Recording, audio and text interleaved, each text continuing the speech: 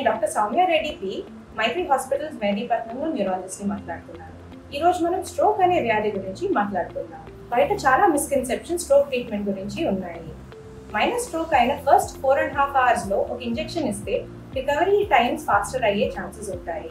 ఇది కాకుండా రక్తనాళంలో blood clot ఉంటే దాన్ని ఆపరేట్ చేసి కూడా ఫస్ట్ 24 hours లో రిమూవ్ చేయొచ్చు. ఈ రెండు వసతులు మన మైత్రి హాస్పిటల్స్ మెహదీపట్నంలో కూడా ఉన్నాయి. తర్వాత symptomatic treatment and supportive care నడుస్తుంది. ఎందుకంటే first few days after stroke చాలా హై రిస్క్ పీరియడ్. ఈ టైంలో మనం బ్లడ్ థిన్నర్స్ అనేది స్టార్ట్ చేస్తాం.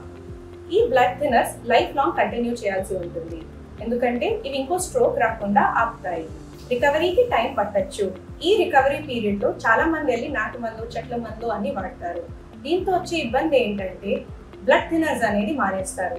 దీనివల్ల మళ్ళీ స్ట్రోక్ వచ్చే ఛాన్సెస్ చాలా పెరుగుతాయి. ఈ రోజు కాకపోతే రేపైనా మళ్ళీ వచ్చి డాక్టర్ని కలవాల్సి ఉంటుంది.